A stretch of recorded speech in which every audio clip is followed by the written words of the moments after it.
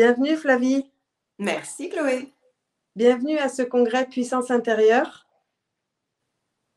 Un beau congrès sur une journée entière avec plein de belles personnes. Vraiment un grand merci pour cette invitation.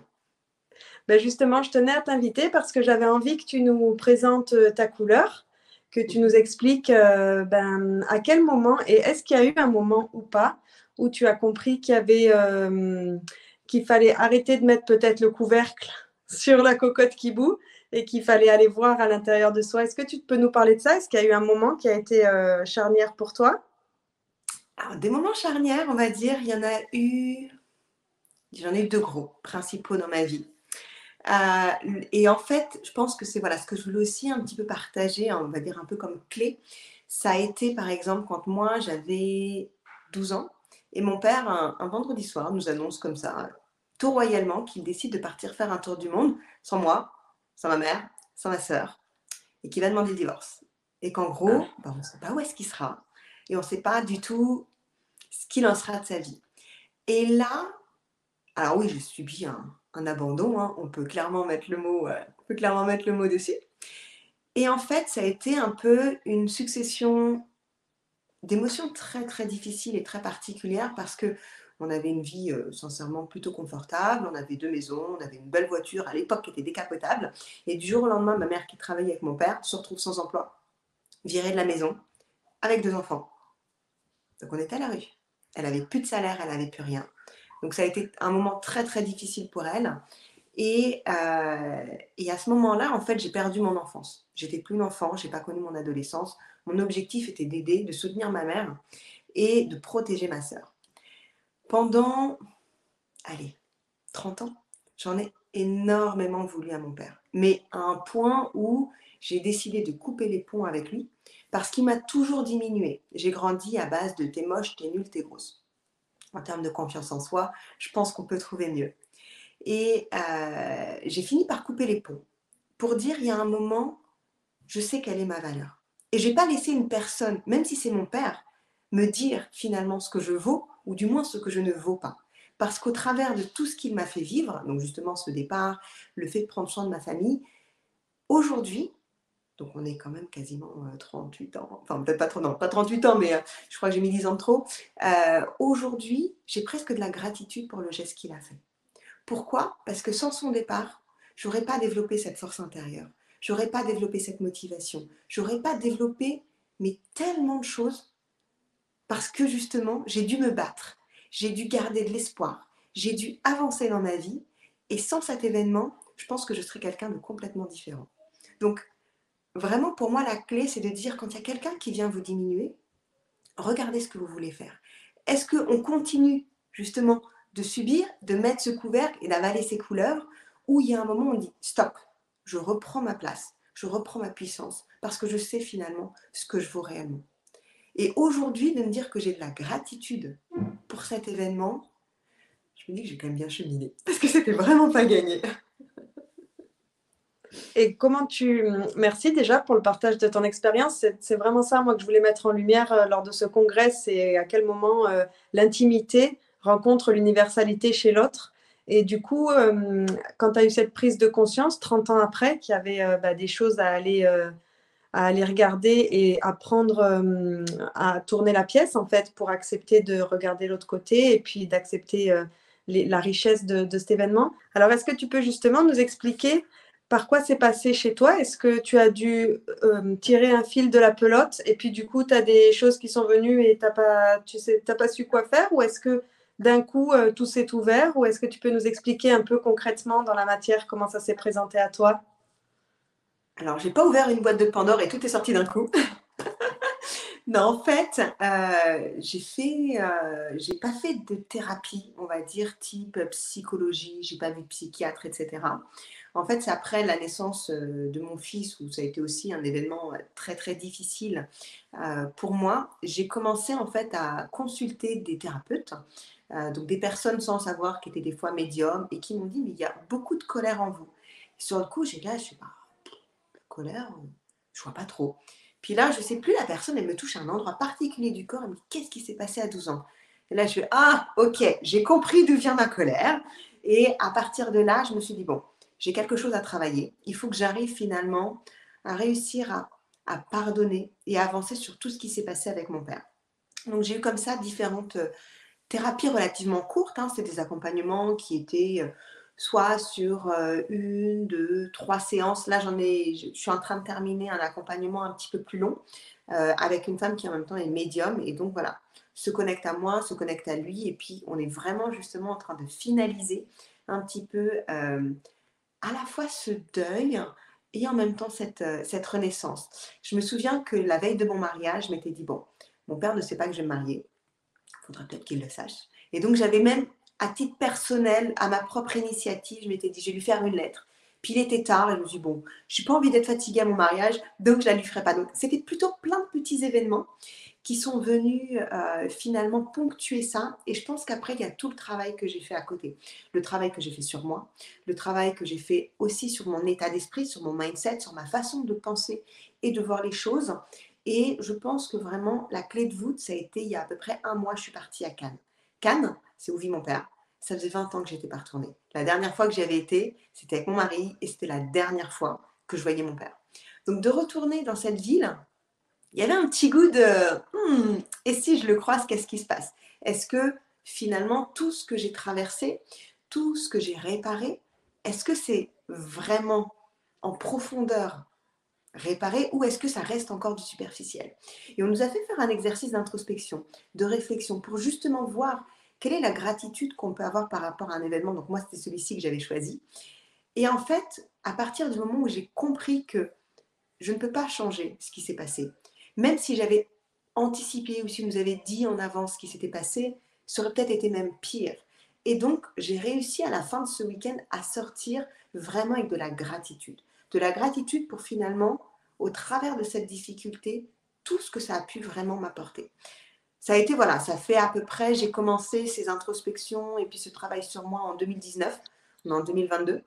Donc ça fait quasiment maintenant 3 ans. Donc ça m'a pris 3 ans, mais voilà. J'ai voulu y aller à mon rythme, avec différentes personnes, avec qui je sentais les énergies, parce que c'est pas forcément quelque chose de facile, parce qu'il y a plein de choses qui viennent en ligne de compte derrière, et qui touchent ma mère, qui touchent ma sœur, et qui touchent encore d'autres choses qui se sont passées derrière. Mais pour moi, ce qui est vraiment important, c'est de prendre conscience. Prendre conscience de ce que l'on veut. Est-ce qu'on veut justement rester dans un rôle entre guillemets de victime parce que c'est là où on peut être éventuellement confortable, ou est-ce qu'au contraire on se dit je vais aller découvrir réellement qui je suis, quelle est ma puissance, de quoi je suis capable. Et pour ça, ça veut dire des fois venir mettre de la lumière sur des événements pas forcément agréables, mais de comprendre justement tout ce que ça nous a apporté. Et aujourd'hui, j'avais 12 ans, j'en ai 38, donc ça fait quand même 26 ans. Quand je regarde rétrospectivement, un peu dans mon rétroviseur, oui, ça a été difficile, c'est clair. Oui, il y a eu des moments où j'aurais pu dire je vais me suicider ou j'ai eu une petite période avec des idées suicidaires, mais je tenais trop à la vie pour vraiment le faire. Puis j'avais ma mère, je me dis je ne peux pas abandonner finalement. Et j'ai vraiment ce truc-là de dire je ne peux pas les abandonner. Je suis là, je suis un des piliers de la famille, je dois les soutenir. Et finalement, c'est de se rendre compte que ces épreuves et ces étapes que la vie nous donne, c'est juste un moyen de nous dire, regarde tout ce que tu as en toi. Tu as un pouvoir qui est énorme. Juste, on se bride par notre environnement, par notre famille, par ce que l'on croit vrai, alors qu'en fait, on regorge d'une multitude de forces en nous. Et c'est de se dire, ok, est-ce qu'en fait j'ai envie d'aller voir ma lumière intérieure? Parce que ça peut faire peur. De se dire, mais en fait, je suis vraiment capable de tout ça. Et pour moi, c'était vraiment ce cheminement, c'est quasiment un chemin initiatique. Quand je regarde qui j'étais il y a 3 ans, c'est clair, je ne suis plus du tout la même. Et aujourd'hui, je me sens encore plus alignée parce que j'ai guéri, parce que j'ai avancé et j'ai presque pardonné. Merci, ça me fait penser, tu sais, parce que c'est vrai que parfois, les personnes, quand elles commencent à avoir une prise de conscience, parfois c'est massif en fait, ça s'impose, ça devient une évidence et puis elles veulent changer, elles savent ce qu'elles veulent plus et du coup, il y a une grosse pression finalement pour dire: «Bah, OK, maintenant je veux être cette personne-là». En tout cas, elles ont une idée d'une autre personne à être Mm. et moi j'ai l'impression qu'il faut remettre beaucoup de douceur, avec tout ça, dans le sens où, en fait, notre conscience, elle peut pas mettre, à nu et en lumière tout d'un coup, quoi. Psychologiquement, c'est trop dur. Qu'est-ce que tu penses de ça, le fait justement, ben, comme tu dis, qu'en fait, parfois, il faut 10, 20, 30 ans et qu'au fur et à mesure qu'on monte en conscience, et ben, hop, on détricote un peu plus, petit à petit.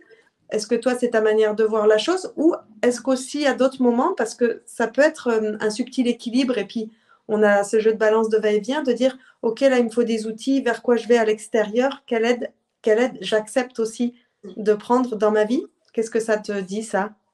Pour moi, je pense que on met toute notre vie à guérir de nos blessures, qu'elles soient de l'enfance ou autre. C'est pas quelque chose qu'on va faire comme ça en un claquement de doigts, parce que c'est un petit peu comme les lunes de miel. On est là, on a en effet notre prise de conscience, donc on est sur cette phase hyper ascendante, et puis à un moment, on va arriver sur un plateau. Si notre plateau on ne le stabilise pas, c'est la chute. Et donc, souvent, c'est pour ça qu'on parle de la crise de la quarantaine, en disant oui, à 40 ans, il veut changer de vie, et tatati, et tatata. Mais c'est parce qu'en effet, on prend conscience d'un certain nombre de choses, mais on ne peut pas du jour au lendemain dire je quitte ma femme, je quitte mes enfants, je refais ma vie, je pars à l'autre bout du monde. Je pense que pour moi, si on veut vraiment aller en profondeur, ça demande du temps. Ça demande du temps parce que sur un plan à la fois énergétique, cellulaire, tout ça, c'est des mécanismes. Il faut que notre corps, notre âme ait le temps justement de les stabiliser. Si on va trop vite, on reste dans un environnement qui finalement va être fébrile. Et à la moindre secousse, pouf, tout va lâcher. Donc pour moi, c'est important quand voilà, on a ce qu'on pourrait appeler des crises de guérison, ou quand on fait comme ça un cheminement intérieur pour venir guérir, avancer et puis finalement se révéler à soi.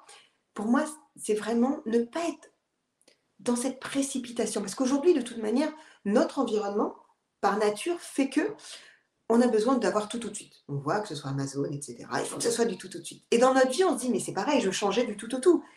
Mais notre corps, il n'est pas prêt à accueillir ce changement. Ok, vous allez faire une couleur de cheveux, ça va vous changer, mais d'un point de vue cellulaire, et ça a été prouvé scientifiquement, il faut au moins 21 jours pour stabiliser.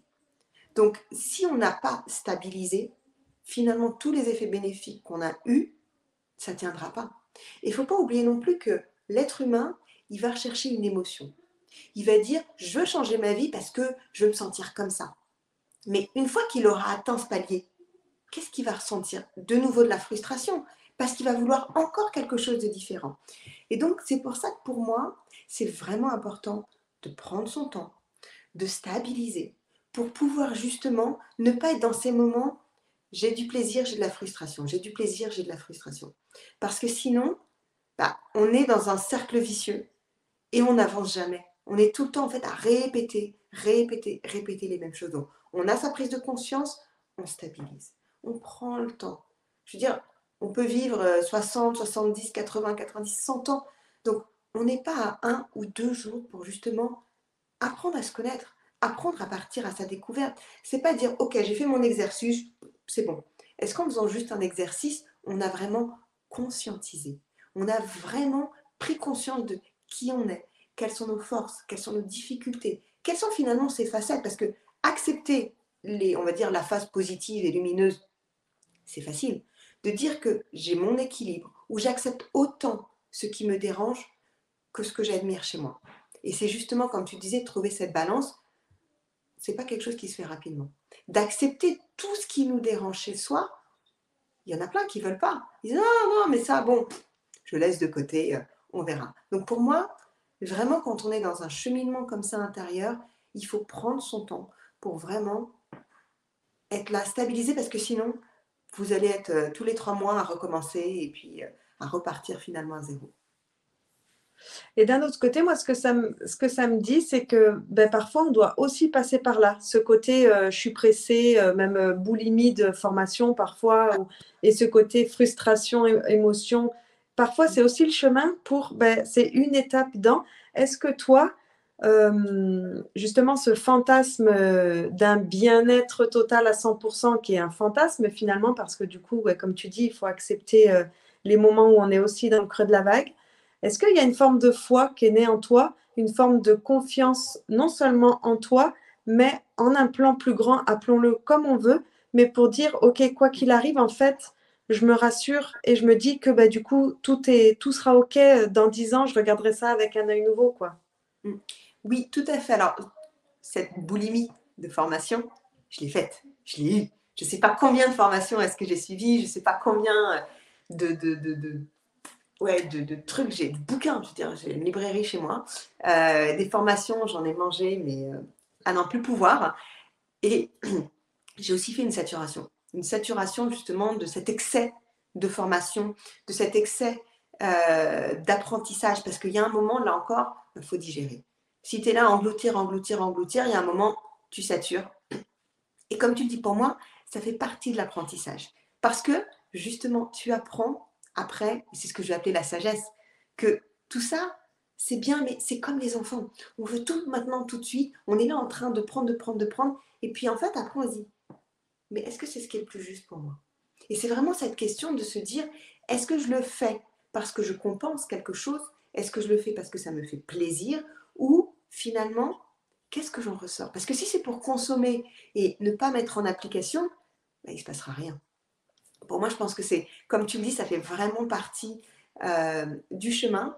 Et sur cette histoire de foi, bah, je vais vous raconter une anecdote, hein, là encore, comment l'intime vient justement dans tout ce qui nous entoure. J'avais 28 ans, donc ça faisait quasiment 9 ans que j'étais avec mon conjoint. Et là, on m'annonce que j'ai une ménopause précoce. Donc en gros, je ne suis pas éligible à une FIV. On ne sait pas si je pourrais un jour tomber enceinte. Et pour moi, avoir des enfants, ça faisait partie de mes rêves. Je ne pouvais pas concevoir de ne pas avoir d'enfants. Et donc là, il y a quelque chose en moi qui me dit, ok, un de mes rêves est juste en train de s'écrouler. Mais à ce moment-là, je ne sais pas pourquoi, j'ai une foi, mais inébranlable. Pourtant, je ne suis pas pratiquante, je ne suis pas religieuse. Je ne suis pas du tout dans la religion. Je suis dans la spiritualité, mais pas du tout dans la religion. Et à ce moment-là, je sens qu'il y a quelque chose de plus grand que moi qui m'accompagne. Je passe par des médecins qui me détruisent psychologiquement parce qu'ils n'ont aucune empathie, qui ne savent pas dire les choses, qui ne savent pas communiquer. Donc il y a des moments très durs. Il y a en même temps ce côté, qu'est-ce que mon potentiel un jour futur mari va penser de moi? Est-ce qu'il va encore vouloir de moi si finalement je suis une femme infertile? Donc il y a tout ce questionnement, mais je ne peux pas expliquer pourquoi. Au fond de moi, je savais que je serais maman. Et donc je me souviendrai, donc mon mari finit par me demander ma main. Donc malgré tout, une fois encore, on est soutenu.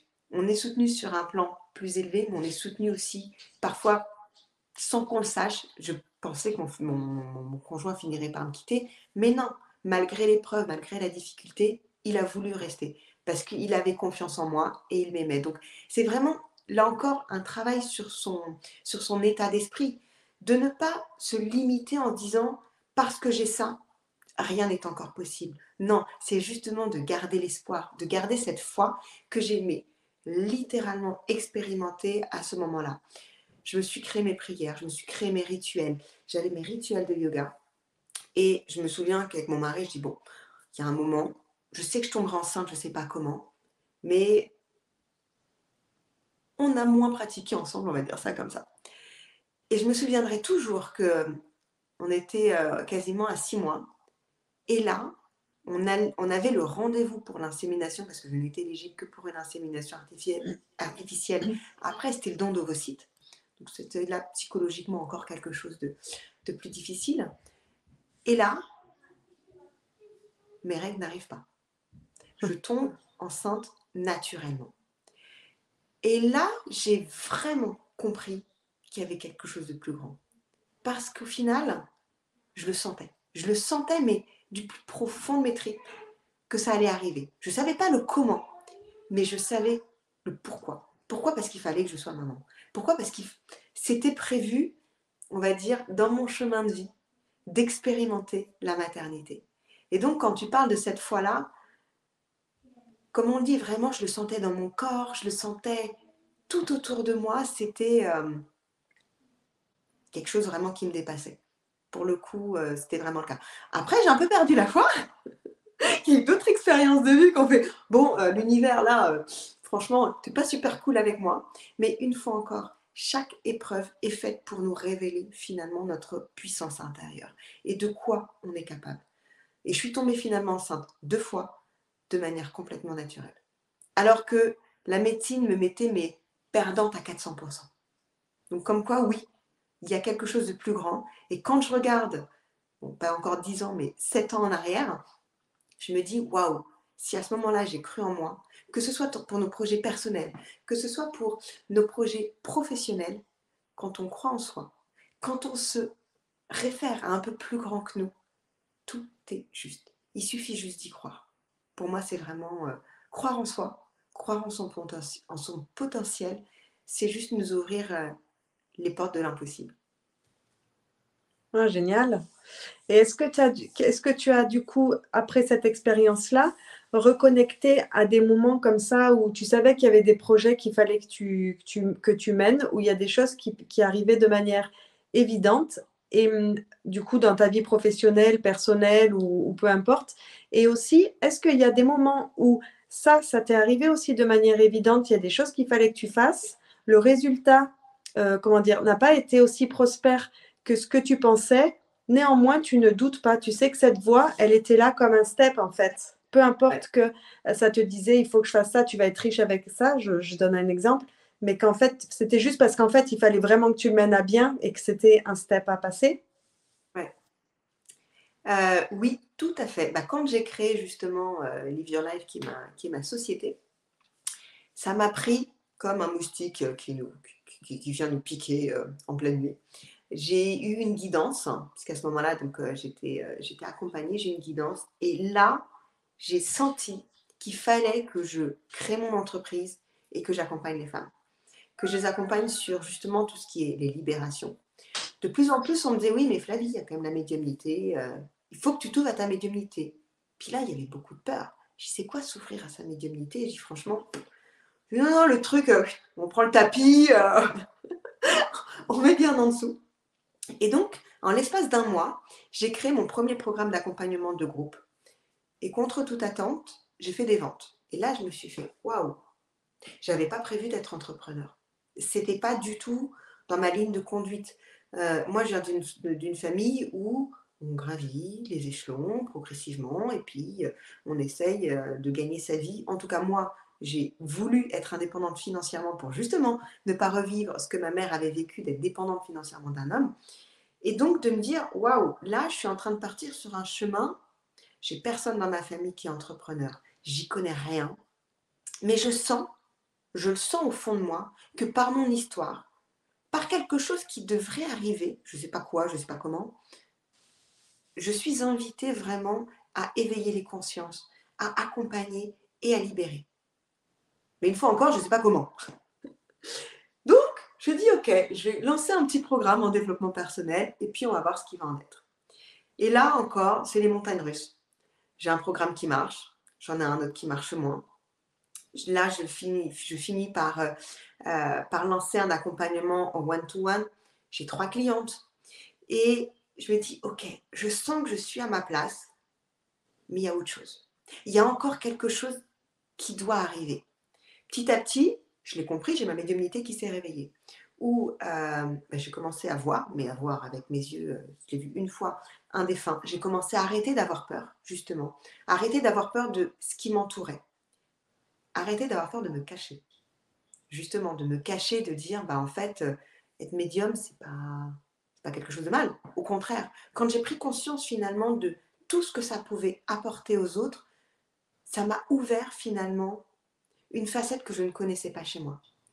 Et finalement, c'est de se dire, ok, je pars d'un endroit, je ne sais pas où je vais arriver, mais ce qui est important, c'est ce que je vais vivre tout au long de ce cheminement.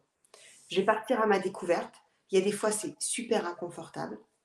Il y a des fois, on traverse des énormes périodes de doute. Et là, en toute transparence, ça fait 4 mois que ouais, j'ai eu cette période de doute, de vide, à me dire, je vais juste tout arrêter. Parce que j'avais plus le sens de ce que je faisais. J'avais plus l'envie, j'avais plus la motivation. Je ne me retrouvais plus même dans mes accompagnements. Les messages étaient un petit peu moins présents. Puis j'ai eu le Covid. Et là, le Covid te dit, tu n'as pas le choix que de t'arrêter complètement. Il y a un moment, la vie te dit, tu mets ta vie en pause. Parce que je suis quelqu'un qui travaille énormément, qui fait plein de trucs en même temps. Et il y a un moment, pour pouvoir avancer, c'est de se dire, mais il faut de l'énergie. Et pour avoir cette énergie, il y a un moment, il faut juste baisser un petit peu le niveau d'exigence envers soi. Et surtout, c'est de se dire, mais là encore, c'est prendre son temps d'intégrer, prendre son temps de ressentir. Qu'est-ce qui nous fait vibrer? Qu'est-ce qui nous fait vivre? Et c'était il y a quoi? Il y a 3 jours, puisque c'était le week-end dernier. Je me réveille un matin et là, je sens une énergie, mais de malade mental. L'énergie, elle venait de mon mental. Elle venait pas de mon corps, parce que mon corps était épuisé. J'étais encore au fond du lit, mais je sentais un truc qui bouillait en moi. Et j'ai dit, punaise, je crois que ça y est. En fait, j'avais lancé un accompagnement en janvier et je l'ai complètement stoppé. Et depuis le 10 janvier, j'ai pas relancé d'accompagnement. J'ai plus parlé de ce que je faisais, rien. Et là, mais c'était, comme tu disais, l'illumination. J'ai compris ce que je devais apporter. J'ai compris comment je devais le faire. Et là, j'avais mon pourquoi je devais le faire et mon comment j'allais le faire. Et donc, d'un coup, tu te dis, parfois, il faut passer par des périodes de vide, mais vraiment de vide intérieur. Venir finalement retirer tout ce qui nous encombre, tout ce qui est plus nécessaire pour pouvoir justement accueillir une lumière, accueillir finalement quelque chose de nouveau en soi pour justement pouvoir ressentir cet alignement. Et ces périodes finalement de doute, il n'y a jamais de doute. C'est juste une expérience. Et de chaque expérience, on a quelque chose à apprendre. Et moi, j'ai appris que j'ai eu besoin un peu, en quelque sorte, de me perdre sur mon plan business, de me poser toutes ces questions vraiment existentielles pour finalement, 3 4 mois après, réussir à me retrouver. Et comment tu fais dans ces moments-là, justement, où tu as un stop, que ce soit physique ou environnemental, qui te force à, voilà, à un moment donné, l'univers nous envoie ce dont on a besoin pour passer à l'étape suivante. Comment tu fais avec l'attirant à l'intérieur de toi? J'imagine que toi aussi, dans ton mental, tu dois avoir ce petit personnage qui te dit fais, fais, fais, fais. Il faut que tu sois au top sur tous les niveaux en tant que maman, etc. Comment tu fais pour gérer ça à ce moment-là? Ou est-ce que tu lui dis de s'asseoir à côté de toi et puis ça, il n'y a pas d'écho? Alors, mon petit Tian, en effet, je l'écoute beaucoup. Je l'écoute beaucoup et là, ça doit faire à peu près 6 mois où j'ai appris à collaborer avec lui. Pas à lui dire, avant je disais, allez, là tu vas voir Netflix, hein, tu te mets devant la télé pendant 3 heures et tu me laisses tranquille. Et en fait, j'étais en dualité avec moi-même. C'était tout le temps la bataille. Je dis, non, j'y arriverai, et puis il faut que je fasse ci, il faut que je fasse ça. Et c'est toujours plus, plus, plus, plus, plus. Et moi, plus je m'en mets, limite, avec un côté un peu sado, c'est plus je m'en mets, plus j'aime, plus ça va, plus je me challenge. Sauf que il y a un moment où physiquement tu le sens. Et là, moi, le premier appel, je l'ai eu au mois d'octobre, où c'est mon corps qui physiquement m'a dit, là, Flavie, attention, j'ai perdu énormément de poids, j'étais extrêmement fatiguée, mais je continuais parce que mon mental était là, t'as ci à faire, t'as ça à faire, et puis il faut que tu continues, et puis, il y a un moment, tais-toi quoi. Donc, depuis à peu près 6 mois, j'ai justement appris à collaborer avec mon mental, avec ce petit monstre qui se bataille avec mon petit ange sur l'autre épaule, pour dire, ok, comment je peux m'organiser différemment pour justement avoir des moments avec mes enfants, mais en travaillant. Parce qu'en fait, je me suis rendu compte que à trop vouloir tout le temps faire, est-ce que je faisais si bien que ça? Non.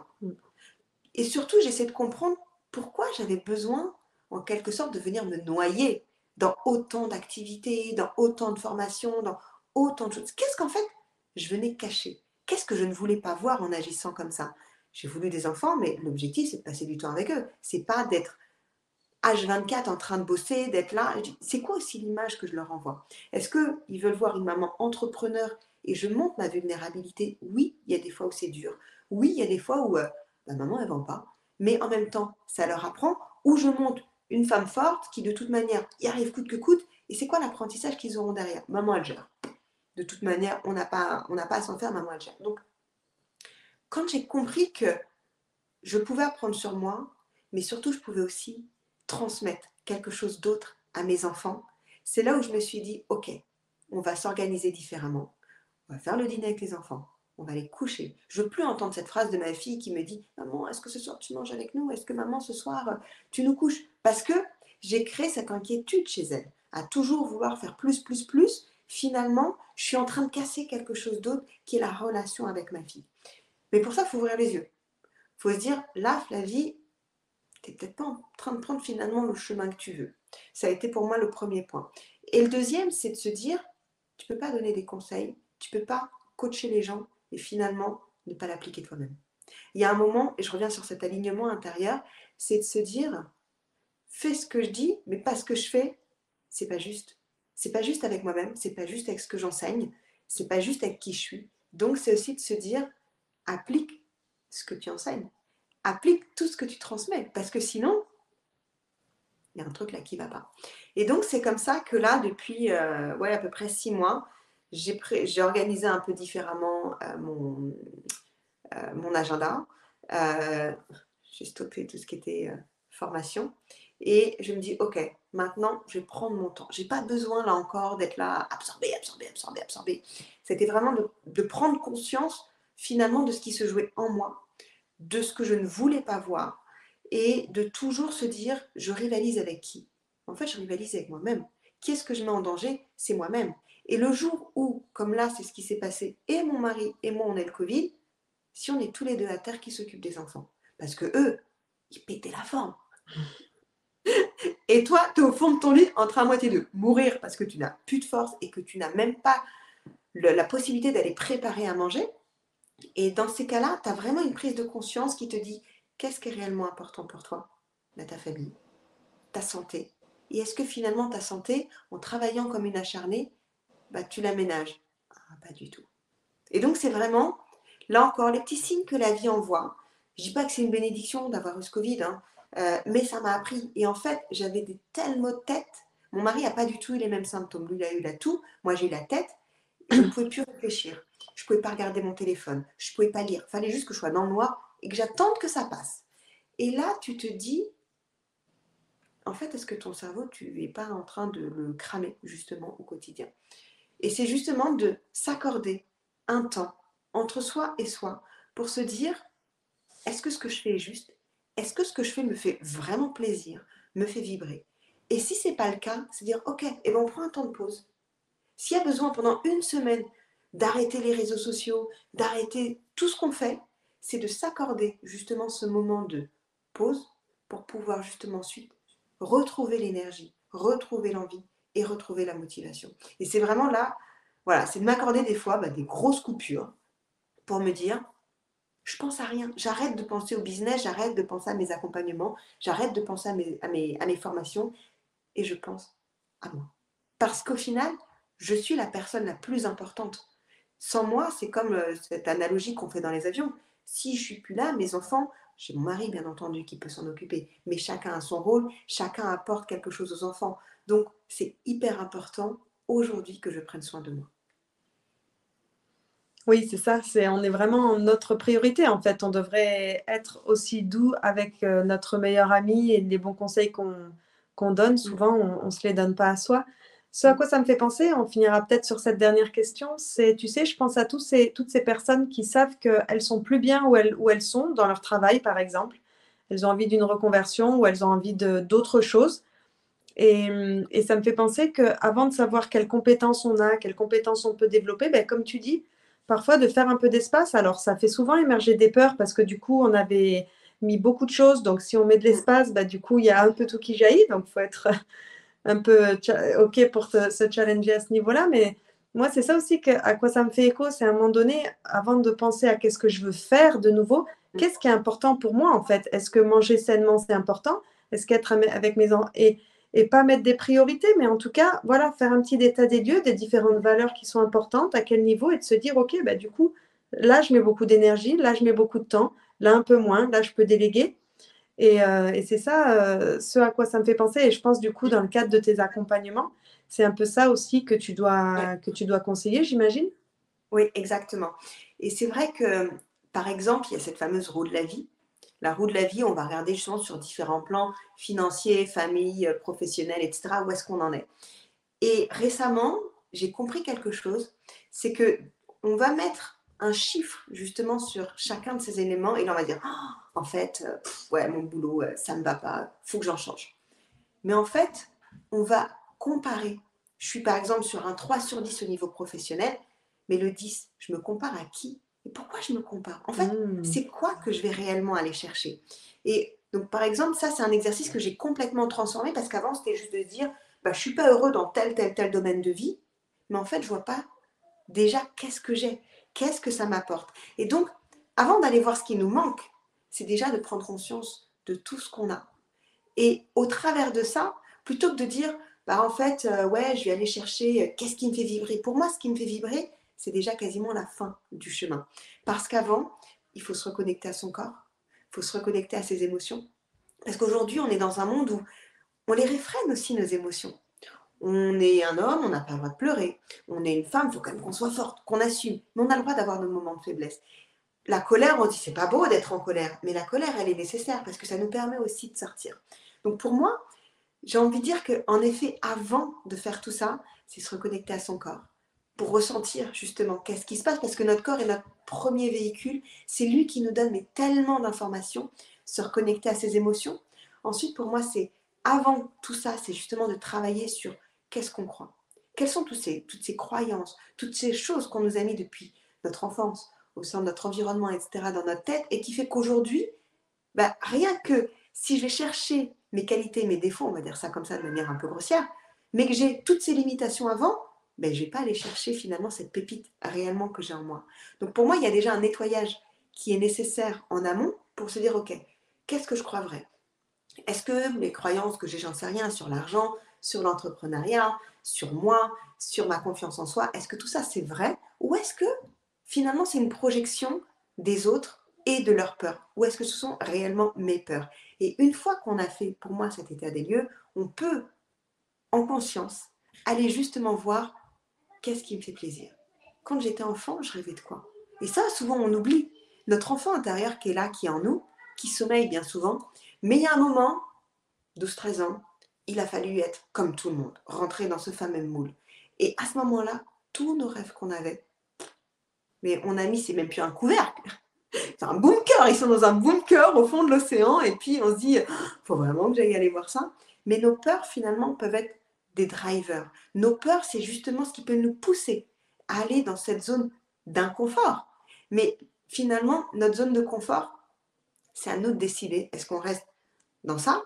Ou est-ce que juste en sortant un petit peu, on va venir l'élargir, la rendre de plus en plus grand? Et quand on sort de sa zone de confort, on peut rentrer dans sa zone de génie, on peut rentrer dans une zone de magie. Et là, on part réellement à la découverte de soi. Et c'est pour ça que pour moi, il suffit d'une décision pour changer de vie. Il suffit d'une chose, de se dire, ok, je souhaite partir à ma découverte. Ce qui m'importe, c'est pas ce que je vais découvrir au bout du chemin, mais une fois encore, c'est tout ce que je vais vivre. C'est ce cheminement, cette découverte, un peu comme un pèlerin qui partirait à Compostelle. L'objectif, bien sûr, c'est d'arriver, mais on le sait que tous ces voyageurs, ce qu'ils vivent de plus beau, c'est tout ce chemin.